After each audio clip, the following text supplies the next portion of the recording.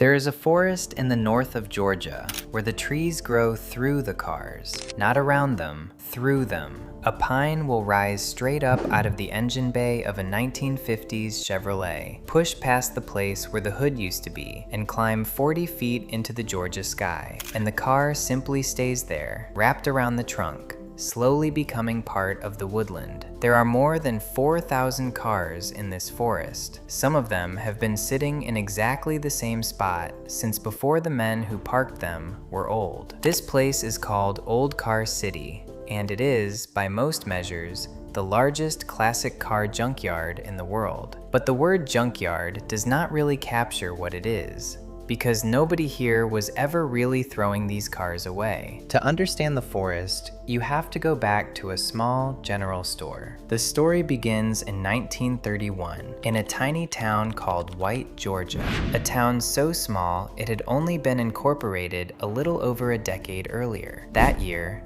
the Lewis family opened a general store. It sold the ordinary things a rural general store sold in the depths of the Great Depression: clothing, gasoline, basic supplies, car parts. It was not a grand business. It was a family trying to make a living in one of the hardest economic decades in American history. And then the Second World War changed the store's direction. The war created severe shortages of metal and rubber, because almost every available resource was being directed toward the military. Suddenly, the parts inside an old, broken-down car were valuable, and the Lewis family saw the opportunity. They began hauling scrap cars back to their property and selling the parts. By the late 1940s, the general store had quietly become something else. It had become an automobile salvage yard. This was not unusual. All across America, in this same period, thousands of small salvage yards were doing exactly the same thing. A salvage yard had a simple and honest purpose.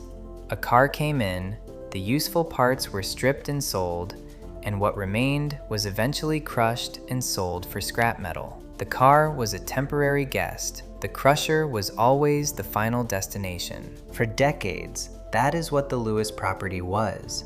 An ordinary working salvage yard where cars arrived to be taken apart. As late as the 1970s, there were only around 40 cars on the lot at any given time. 40. It was a modest operation, and by every normal expectation, it should have stayed that way, and the cars that passed through it should have followed every other salvage car in America, stripped, crushed, gone. But that is not what happened, because in 1970, the founder's son took over the family business. His name was Walter Dean Lewis, and Dean Lewis did not think like a salvage man. And here is the decision that turned a junkyard into something else entirely.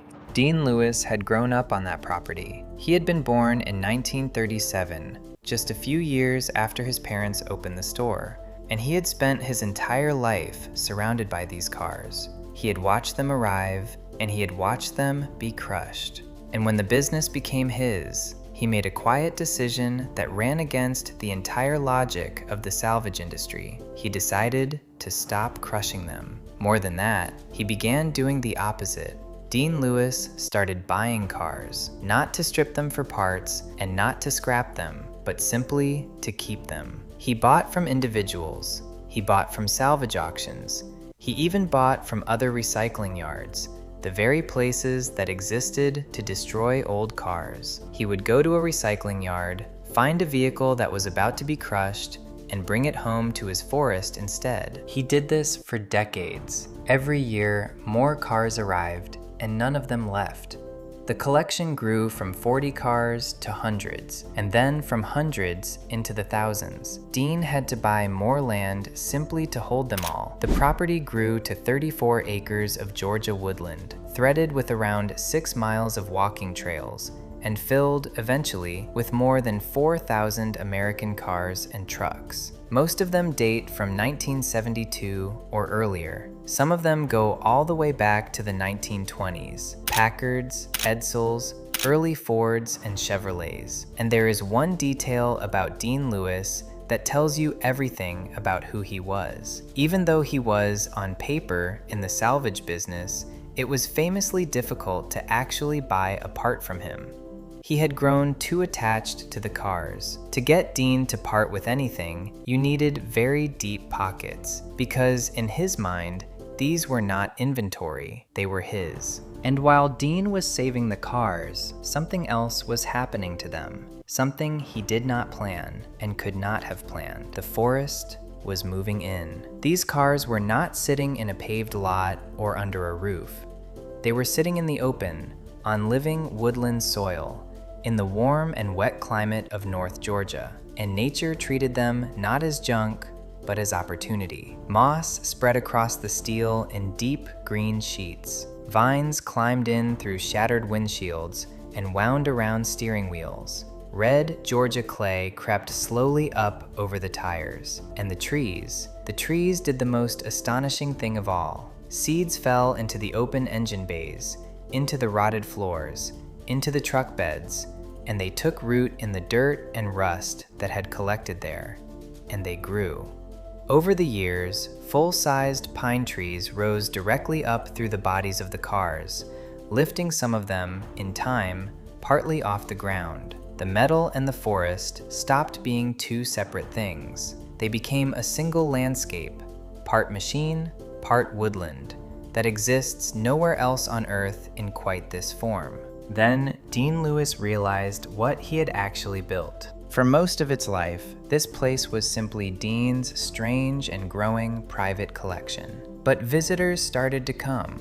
Photographers especially discovered it, because the combination of rusting mid-century American steel, bright green moss, and trees growing through chrome was unlike any setting they had ever shot in. Word spread, and at some point, Dean Lewis made the second decisive choice of the story. He stopped selling parts altogether, and he reopened the property not as a salvage yard, but as something new, an open-air museum. He gave it the name Old Car City, USA, and he began charging admission, a fee to walk the trails, and a higher fee for photographers who came in their thousands. The major media took notice. Outlets including CBS Sunday Morning, the New York Times, and the BBC have all sent crews into this forest to film it. Even Jay Leno's team scheduled a visit, and the cars themselves stopped being treated as scrap. They became, in the language Dean and his visitors began to use, something closer to art. Rusted metal against vivid moss. The vibrant paint colors of the 1950s and 60s fading slowly under the green. Each individual car carrying its own visible history. One Chevrolet pickup clearly showing it had once been in a rollover. A Plymouth still showing where another vehicle had struck its side. The yard was no longer a place where history was being destroyed. It had become, almost by accident, a place where history was being kept, and where the keeping was visible, in the rust and the moss and the trees, in a way no polished museum could ever show. And that word, accident, is the key to the whole story. Because Dean Lewis never set out to build a museum of American automotive history. He set out simply to stop destroying cars. The museum was what that single, stubborn refusal slowly turned into over the course of 50 years. He summed it up himself in one short and unforgettable sentence. Speaking of the thousands of cars in his forest, Dean Lewis said, "I saved them, other people crushed them." So consider the difference between this place and an ordinary museum. A traditional museum is built on the act of choosing. Experts and curators decide which objects matter and which do not. They select the rare, the significant, the valuable, and they preserve those. And everything that was not chosen is, by definition, left out of the record. A museum is a curated argument about what deserves to be remembered. Old Car City is the opposite of that. Dean Lewis did not curate. He did not select only the rare or the valuable cars and reject the ordinary ones. He kept the unremarkable family sedan next to the desirable classic. He kept the rusted, the wrecked, the unglamorous, the forgotten, the exact cars that every other salvage yard in America was feeding into the crusher. He kept them not because an expert had judged them worthy, but simply because he could not bring himself to destroy them. And that is why this forest is in a strange way, a more honest record than a conventional museum. A museum shows you the cars that someone decided were important. Old Car City shows you what the American road actually looked like. The ordinary alongside the exceptional. The work truck beside the rare Packard. All of it together. All of it kept. It is not a curated argument. It is a sample of the real thing, frozen in place and slowly being reclaimed by a Georgia forest.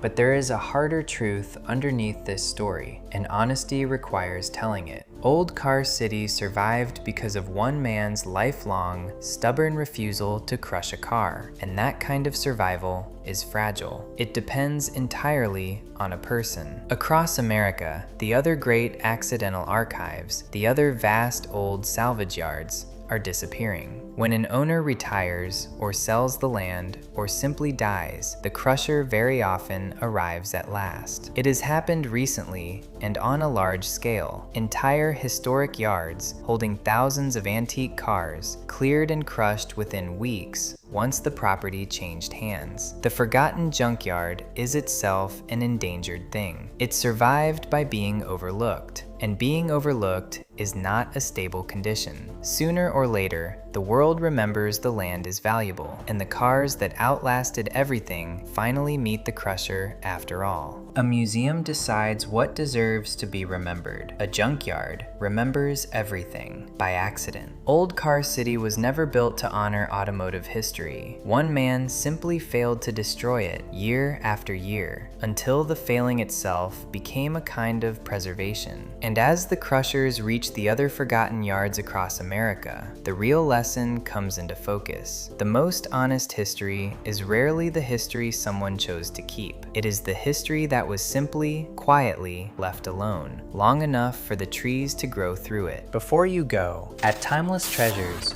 we go looking for the history no one chose to save, the machines left in forests, fields, and forgotten corners of the map. If that is your kind of story too, subscribe and let us keep finding it together.